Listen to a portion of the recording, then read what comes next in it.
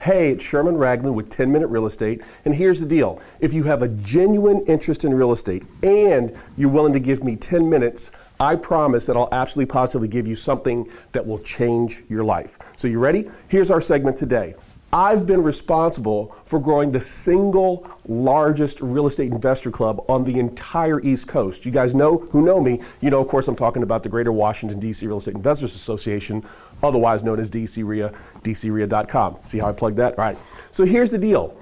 The number one question I get asked, and I've been asked this for years, is, Sherman, what's the number one thing I need to do to become a successful real estate investor? So I'm going to answer today. What's the number one thing you need to do to become a successful real estate investor? And it goes right back to something that my dad used to say to me as a kid growing up.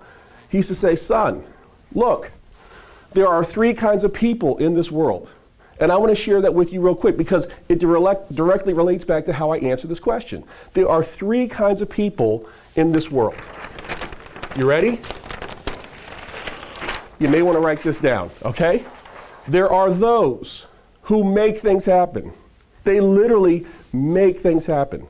And then there are those who watch things happen. And then there are those who sit around going, what happened, right? And my dad used to say to me as a kid growing up, son, you want to be in that first group. This is where you want to be. Life will be much more fulfilling, enriching, and rewarding when you're in that group. So you say, Sherman, how in the world does that relate to this? Well, I have a theory now that I share with my members. Now, I don't necessarily share it with all of my members because the truth of the matter is, when I share it, some people are offended. So I only share with my members who I know are serious about real estate investing. And here's what it looks like. There are three, I said, guys, there are three types of real estate investors wherever you go. And what are they? Number one, they're champions. Any real estate investor group, any estate investor club, any real estate investor meetup, you will always find the champions. What does a champion look like? Well, they hang out with other champions. That's number one. Number two, they ask lots of questions and they also ask for help. But here's what's important. Champions ask for help, champions ask lots of questions, and then they look for ways to actually implement them. Champions always look for ways to do more and be more. So it doesn't matter if you're just getting started or you've been at this business a long time. The champions, the ones who make things happen, are the ones who are always seeking and searching and, most importantly, applying. They take action on what they hear. They take action on what they see. And they look for different ways that they can actually apply it in their lives and in their businesses to grow their own successful real estate businesses. Now, there's a second category of people, and these are what I call the victims. And notice it's in quotation marks, meaning they're not really victims.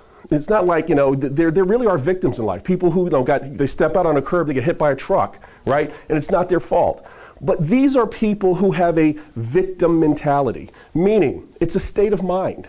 It really is sort of the way they think. And more often than not, because of the way they think, they oftentimes snatch defeat from the jaws of victory. In other words, they're really like this close to being successful, and then they figure out a reason to sort of sabotage themselves. They figure out a reason why they want to make some excuse for why it won't work, and they let go of the ball just before they get to the goal line. And they're always saying, you know what? It's always the other guy's fault. Truth, right? I've actually gotten emails, not a lot, but one in particular was, Sherman, I could have been more successful as an investor if only you had done this, and this. Now, these are from people who, weren't active members or weren't coming, but they sort of had this victim mentality. And you don't want to have a victim mentality. Now, am I saying that bad things might happen? Look, good things and bad things happen to everybody. Even the scripture says the rain's going to fall upon the just and the unjust. So good things will happen in your life and bad things will happen in your life. But you cannot adopt a victim mentality. And let me give you a personal firsthand experience. I spent 12 years of my life growing a business. Now, truth be told, The reason why I grew my own business, I grew a $20 million business, $24 million actually. The reason why I grew that business was because I got sick and tired of dealing with different types of discrimination. And I finally woke up one day and said, you know what? These guys don't appreciate me because of this and this and this. I'm not going to have some other person write my paycheck. And I started my own company. And I grew that business over 12 years to a $24 million business. And on one day, on September 11th, 2001, that business was taken away from me. Had nothing to do with me. In fact, we had actually won several awards. I could have sat down, cried, which, I did do that, had a pity party, yeah, I did do that, but I could have stayed in the sort of the woe is me, look what the government's doing to me, look what these guys are doing to me, and I said, you know what? That's not gonna put food on the table.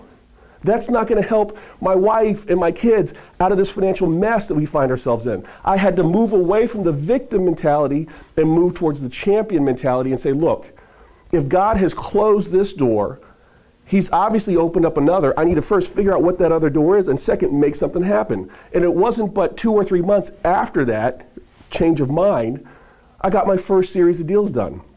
And before you know it, I was making over $100,000 a year as a real estate investor because that door had been closed, my previous business, my aviation business, and a new door had opened. But if I had stayed in that victim mentality, you'd never even know who I am. I'd just be some other guy who, got hit by a truck and laying on the side of the road and died. Sort of metaphorically speaking, financially speaking. But I decided I was not going to play the victim. I was going to get up and do something and go hang out with the champions. And by hanging out with the champions, I was able to build a 6 and then 7 and now an 8-figure real estate business. Mindset.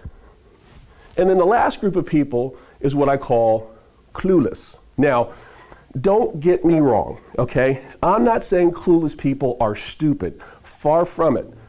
Clueless people, and again, it's in quotation marks, well, half a quotation mark.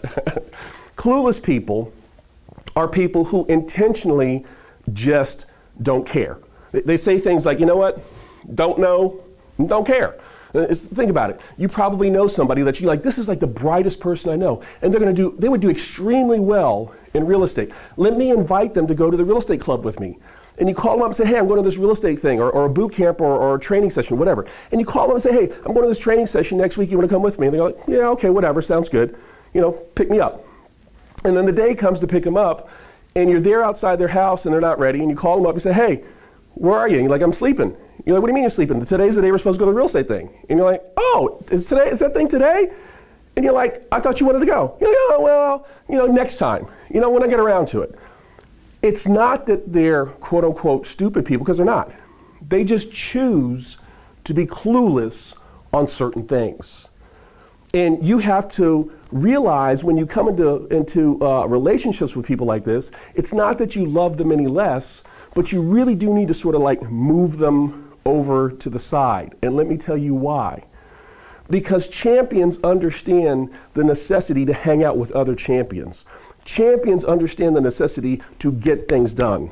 And champions tend to have a very low threshold for dealing with victims, and they have almost no tolerance whatsoever for dealing with people who choose to be clueless. And if you're not careful, the clueless person may very well keep you from your dream. I've literally had people say to me, hey Sherman, are you still doing that real estate thing? And I'm like, yeah, that real estate thing just put 2 of my kids through college at a tuition of $65,000 a year. Oh. Hey Sherman, you doing that real estate thing? Hey Sherman, I saw you on Facebook. And you're like traveling all over the place. How do you do that? Well, it's that real estate thing. Remember that real estate thing I told you about 10 years ago? You remember that real estate thing I said you may want to come out and check it out? Well, that real estate thing is paying all the bills. That real estate thing is giving me passive income that allows me to live the life of my dreams. At which point in time the clueless person says, hey, what happened? How'd you do that? Here's the key. When you come upon a person who's clueless, you got to understand you need to take control and sort of move them to the back of your relationship. Don't love them any less.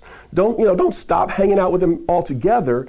But understand if you're not careful, they may very well hold you back from what you want to do and from where you want to be. So to sum it all up, What's the number one thing you need to be successful as a real estate investor? I can sum it up in one word. Attitude. What's your attitude? Not your aptitude, not your skill level, because skills can come, skills can be taught. But the one thing that I've never been able to teach anybody, the one thing that our most successful students all possess is the right attitude. And they have the attitude of a champion, meaning it doesn't matter what your situation is today. It doesn't matter where you are today. It doesn't matter where you are now. If you are determined to win, then you're going to figure out a way to win. First and foremost, by hanging out with the other champions. First and foremost, by refusing to never become a victim. And if you do find yourself adopting a victim mentality, saying to yourself, this isn't going to get me anywhere. I need to change my attitude and stop playing the victim and start becoming the champion. And you need to eliminate clueless people. And some of these clueless people may be very well-meaning. They may be very intelligent. They may have multiple degrees.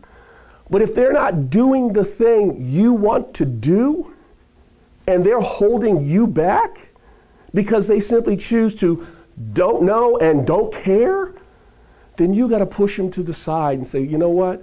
I'll come back and get you later. When I get those tickets for the cruise, I'll come back and get a stateroom just for you. When I get those tickets to go stay at the Ritz-Carlton Club for a couple of weeks down in the Bahamas or down in Cancun or down in St. Thomas or out in Hawaii, I'll come back and get you and give you a plane ticket. But in the meantime, I'm going to do this and hang out with the champions to learn how to do this. And I cannot let the fact that you're not interested hold me back. So that's it, guys. That's your 10-minute real estate for today. The number one thing you need to be successful as a real estate investor, attitude, the right attitude.